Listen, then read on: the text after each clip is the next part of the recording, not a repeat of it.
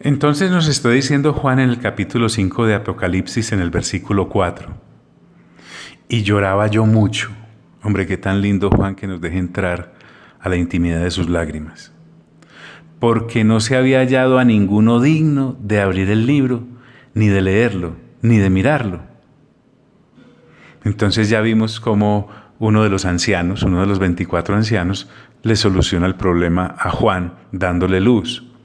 Y uno de los ancianos me dijo: no llores.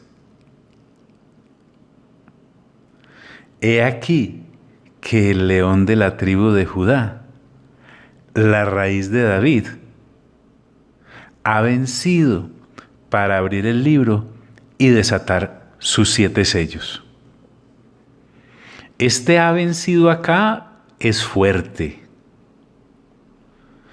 Nos recuerda que Cristo venció, no está hablando de que vencerá o está venciendo, venció.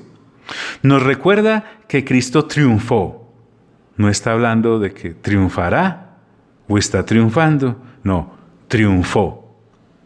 De una vez y por todas. John, ¿dónde? Hombre, bueno, se lo voy a decir.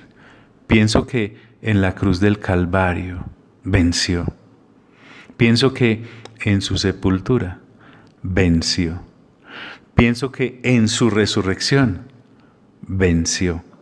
Pienso que en su ascensión venció. Pienso que al estar sentado a la diestra en el trono de Dios, venció. Entonces, ese ha vencido. Le voy a dar un dato curioso.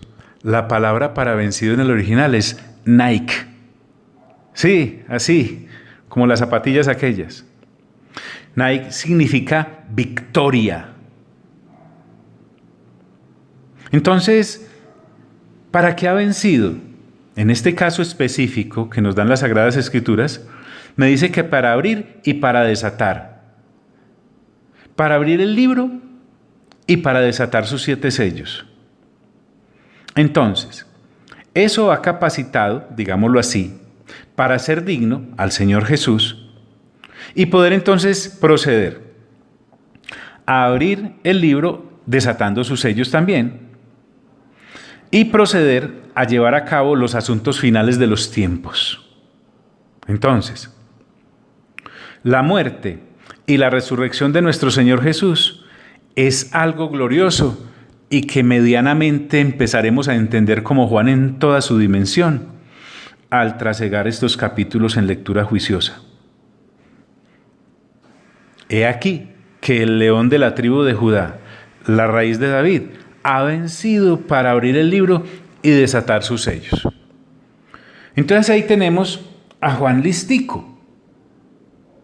Se ha secado sus lágrimas, entiende que no hay por qué llorar, ya se ha hallado al que es digno, se lo están mostrando, ya está a tono con el gozo y la alegría que siempre hay alrededor del trono de Dios. Y entonces Juan decide mirar y ver al que es digno, al que ha enunciado el anciano, al que le ha anunciado el anciano. Y entonces dice Juan: y miré y vi que en medio del trono, escuche bien, así como el Padre, dice, y miré y vi que en medio del trono y de los 4 seres vivientes, o sea, vamos a mirar que no solamente el Padre está sentado en el trono y está en medio de los 4 seres vivientes y en medio de los ancianos. Recordemos que el Padre es el que está sentado en el trono, está en medio de los 4 seres vivientes y está en medio de los 24 ancianos. Pero entonces Juan observa que hay alguien más y dice de esta manera: estaba en pie un cordero como inmolado. ¡Qué interesante! El anciano le ha hablado de un león y él da la vuelta y se encuentra con un cordero.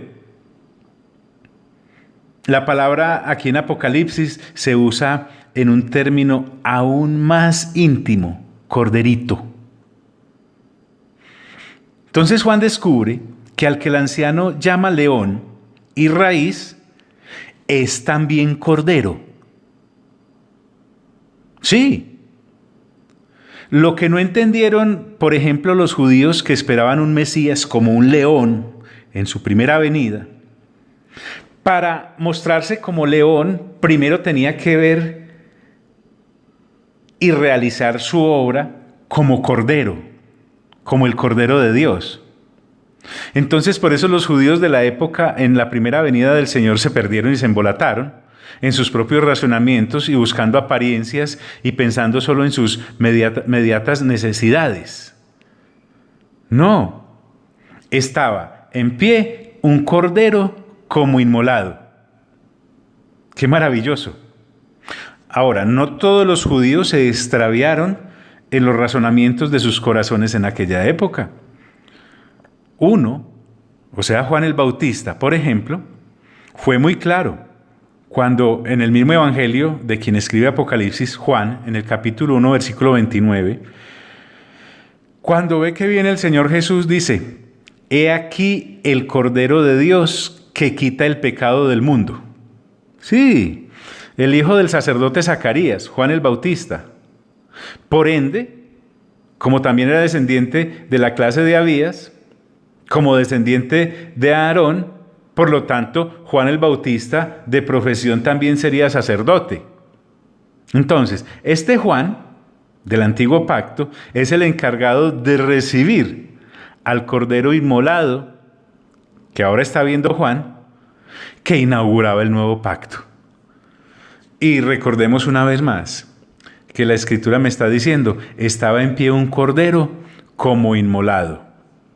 Es decir, que ese que estaba ahí ya había sido sacrificado porque su labor ya había concluido y el sacrificio que el Señor Jesús llevó a cabo en la cruz fue de una vez y para siempre.